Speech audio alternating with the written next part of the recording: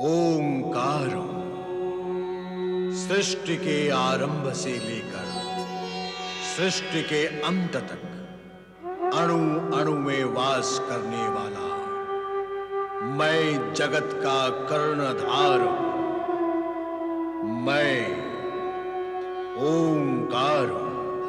जलंधर के राज्यसभा में प्रवेश करते ही असुरगण उसकी जयकार करते हैं। शुक्राचार्य भी वृंदा से उसके विवाह की घोषणा करते हैं। एक दिन वृंदा को वन प्रदेश में जलंधर वन देवता बनकर घेरता है और युद्ध में उससे परास्त होकर अपना भेद प्रकट करता है। जब दैत्य सेनापति धस्मर जलंधर की अधीनता स्वीकार करने का संदेश लेकर इंद्र के पास आता है तो गुरु बृहस्पति उसे निराश लौटा देते हैं। आज देख रहे हैं देवराज, द्रोणगिरी पर्वत के स्थान पर गहरा गड्ढा हो गया। हाँ देवराज, द्रोणगिरी कहाँ गया? आश्चर्यचकित तो मैं भी हूं। देवगुरु बृहस्पति व अन्य देवगण भी दिखाई नहीं दे रहे हैं। ये तो चिंता का विषय है।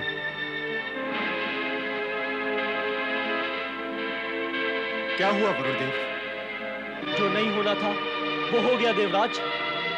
महाबली जलंधर ने द्रोणगिरी को उखाड़कर समुद्र में फेंक दिया। क्या? समुद्र में? द्रोणगिरी को समुद्र में फेंक दिया जलंधर ने? क्या इतना बलशाली है वो? द्रोणगिरी को उखाड़कर फेंक दिया? उस ओर देखे देवराज, देवगुरु लौट रही हैं अपने जीवित सैनिकों के साथ। देवगुरु बृहस्पति की जय! देवगुरु बृहस्पति की जय! दैत्यराज महाबली जलंधर की जय! दैत्यराज महाबली जलंधर की जय! दैत्यराज महाबली जलंधर की जय! दैत्यराज महाबली जलंधर की जय! दैत्यराज महाबली जलंधर की जय! महारानी वृंदा की जय! दैत्यराज महाबली जलंधर की जय! महारानी वृंदा की जय! महाबली जलंधर की महारानी वृंदा की जय! महाबली जलंधर की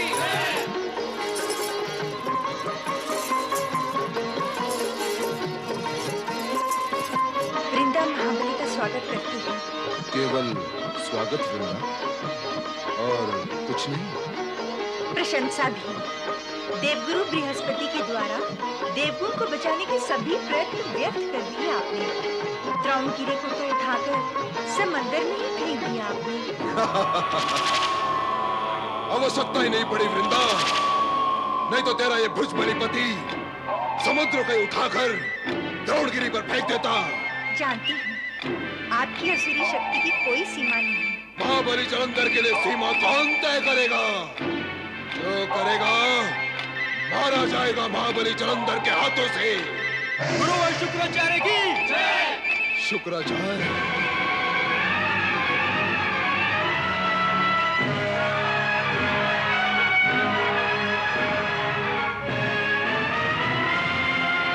क्यों? क्या हुआ? क्या मुझे भी बार बार गुरुवर शुक्राचार्य कह कहकर बार बार नमन करना होगा? गुरु, क्या मेरा एक बार का नमन और गुरुवर कहना क्या एक वर्ष के लिए बहुत नहीं? गुरु, इतना समय कहां है महाबली जलंधर के पास कि वो बार बार नमन करता रहे और शुक्राचार्य से पहले गुरुवर कहता रहे? गुरु, मेरी ओर से थोड़े को ही बहुत समझो, क्योंकि बहुत तो मैं स्वयं हूं। क्यों गुरु, उचित है ना?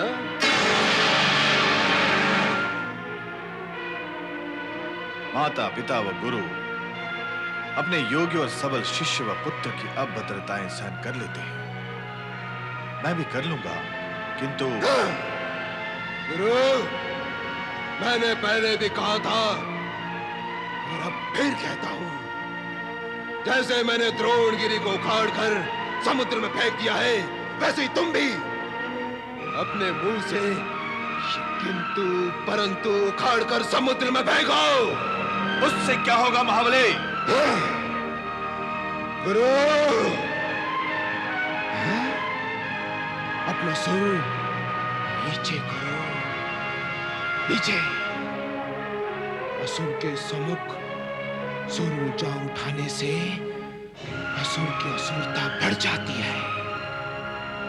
वैसे भी महाबली जलंधर ऊंचे सुर बोलता है, सुनता नहीं। जो सत्य में जानता हूं उसे क्यों दोहरा रहे हो तुम?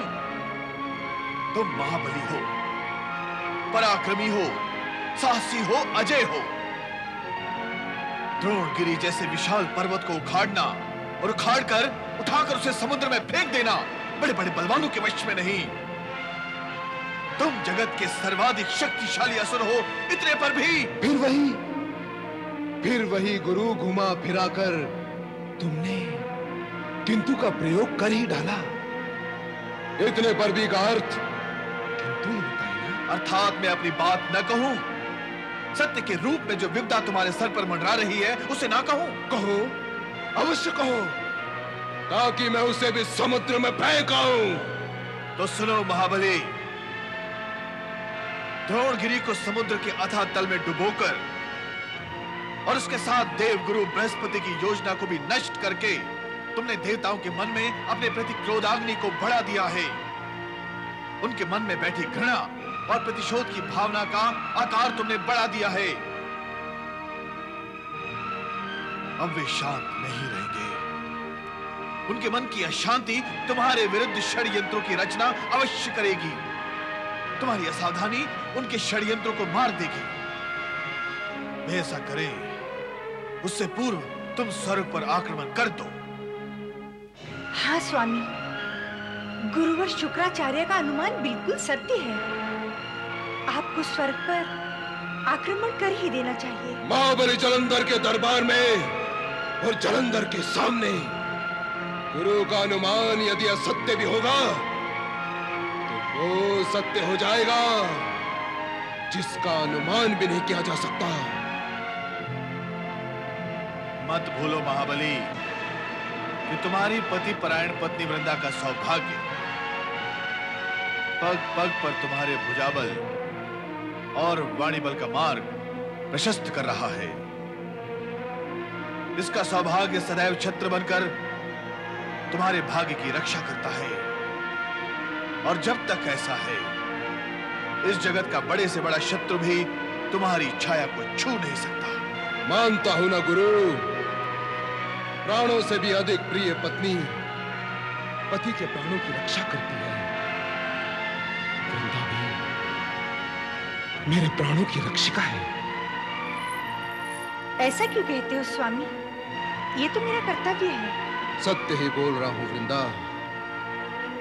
और दूसरा सत्य यह है कि मैं स्वर्ग पर आक्रमण करने की घोषणा करता हूं।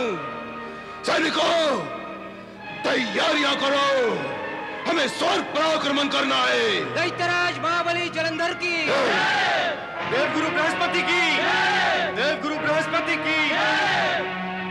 किसकी जय और कैसी जय? शत्रु ने हमारे पराजय की पूरी तैयारियां कर ली है। यह समय जयकार का नहीं, सावधान हो जाने का है देवराज इंद्र। क्या बात है गुरुदेव, आप इतना व्यग्र क्यों हैं? व्यग्रता का कारण है देवराज, जलंधर ने द्रोणगिरी समुद्र में डुबोकर यह प्रमाणित कर दिया है कि उसकी शक्ति अटूट है। जब किसी दुष्ट प्रवृत्ति वाले असुर को अपनी शक्ति और प्रबलता का ज्ञान होता है तो वो चुप नहीं बैठता, शांत, अपरिचित और निर्दोष प्राणियों का जीवन दुर्लभ कर देता है। तो फिर शत्रुओं पर वार करने से उसे कैसे रोका जाए? हम उनके शत्रु हैं देवराज। तो अब हमें क्या करना होगा गुरुदेव? देवराज, साधारण विषय में कभी कभी अपनी बुद्धि का बल भी प्रयोग किया करें। सदा मैं ही बताता रहूं कि क्या करना है। जलंधर अपनी शक्ति का प्रमाण दे चुका है, अब शुक्राचार्य उसे शांत नहीं रहने देगा। वो उसकी असुरी शक्ति का हमारे विरुद्ध अवश्य प्रयोग करेगा। वही निवेदन कर रहा हूं गुरुवर कि उसकी आसुरी शक्ति को रोकने के लिए हम क्या उपाय करें? देवराज, इस समय हमारे एकमात्र रक्षक भगवान विष्णु है। हमें शीघ्र ही उनकी शरण में जाना चाहिए। असुर अवश्य स्वर्ग लोक पर पुनः आक्रमण करेंगे। यदि हमने सुरक्षा का उपाय करने में विलंब किया तो हम शत्रु को पराजित नहीं कर पाएंगे। केवल भगवान विष्णु ही उन्हें रोक सकते हैं। वैकुंठनाथ श्री हरि विष्णु की जय, माता महालक्ष्मी की जय। आदरणीय अतिथिगण का सत्कार हो। पधारिए देवराज, देवगुरु एवं देवगण। पधारिए देवगण, पधारिए गुरु बृहस्पति। कहिए, सब कुशल मंगल तो है? प्रभु, यदि स्थिति कुशल मंगल की होती तो आपको कष्ट देने क्यों आते? अर्थात विषम स्थिति और अमंगल की आशंका वश ही आप यहाँ आते हैं। सत्य यही है देवी। अब कौन सा नया कष्ट आ गया देवगुरु? कष्ट तो वही है प्रभु, किंतु इसका रूप नया है। ये जलंधर तारकासुर का ही संस्करण है। इसने तो हमारी सुरक्षा के सारे मार्ग ही अवरुद्ध कर दिए हैं। दैत्य गुरु शुक्राचार्य और दैत्यराज जलंधर ने देवगण के विनाश की नई नई विधियां खोज डाली हैं। अब वो किसी भी समय स्वर्ग पर आक्रमण कर सकते हैं। जलंधर का संहार कर इस विनाश से हमारी रक्षा करें वैकुंठपति, इस विनाश से हमारी रक्षा करें। देवराज, देवगण की रक्षा में हम सदैव तत्पर रहे हैं और भविष्य में भी तत्पर रहेंगे। रहे हैं और रहेंगे, वो तो ठीक है प्रभु, किंतु इस समय चिंता और चर्चा अतीत व भविष्य की ना होकर वर्तमान की है।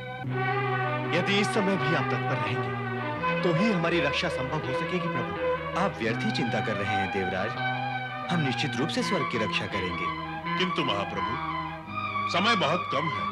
आप जो कुछ करना चाहते हैं शीघ्र करें। हाँ वैकुंठनाथ, वो किसी भी समय हम पर आक्रमण कर सकते हैं। ठीक है देवराज, आप चलकर स्वर्ग की रक्षा पंक्ति तैयार करें। हम शीघ्र ही वहां पहुंचते हैं। अनेक अनेक धन्यवाद प्रभु। स्वामी, क्या आप मेरे भाई जलंधर का वध करने वहां जाएंगे? नहीं देवी, कदापि नहीं। मैं तुम्हारी व्यग्रता समझ रहा हूं, पर तुम निश्चिंत रहो, जलंधर का वध मेरे हाथों से नहीं होगा। आप कहते तो हैं, पर देवगण के पक्ष में अनेक बार असुरों के साथ छल तो किया है। अवश्य किया है। देवगण के पक्ष में असुरों से छल किया है, किंतु देवगण के पक्ष में कभी किसी देव अथवा देवी से छल नहीं किया। और देवी, ऐसा छल व्यवहार स्वाभाविक और दोष रहित है। इसके लिए हमें ग्लानि नहीं, गर्व है। सज्जन की रक्षा करने के लिए दुष्टों से छल करना नीति संगत माना गया है। नीति अनीति मैं नहीं जानती स्वामी, मैं तो केवल इतना जानती हूँ कि जलंधर मेरा छोटा भाई है। और मैं ये भी जानती हूँ कि एक बार सुदर्शन चक्र आपके हाथ से निकल जाए तो वो शत्रु का संहार करके ही लौटता है। इसलिए आप मुझे वचन दीजिए स्वामी कि आप मेरे भाई जलंधर पर सुदर्शन चक्र नहीं चलाएंगे। विश्वास करो देवी, ऐसा नहीं होगा। मुझे विश्वास नहीं, वचन चाहिए स्वामी। हम वचन देते हैं कि जलंधर पर सुदर्शन चक्र नहीं चलाएंगे, किंतु हम स्वर्ग की रक्षा के लिए प्रतिबद्ध हैं। हमें तुरंत स्वर्ग जाना होगा।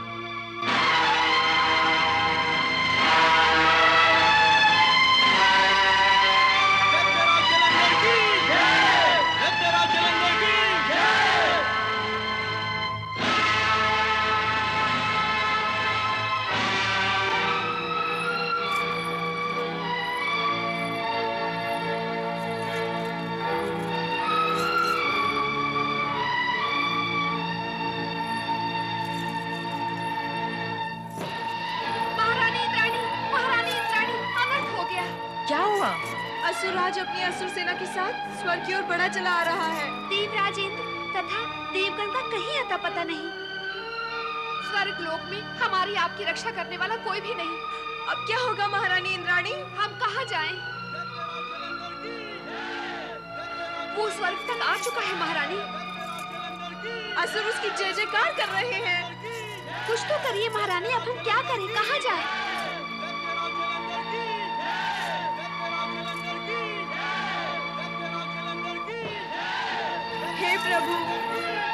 हे प्रभु कहाँ है?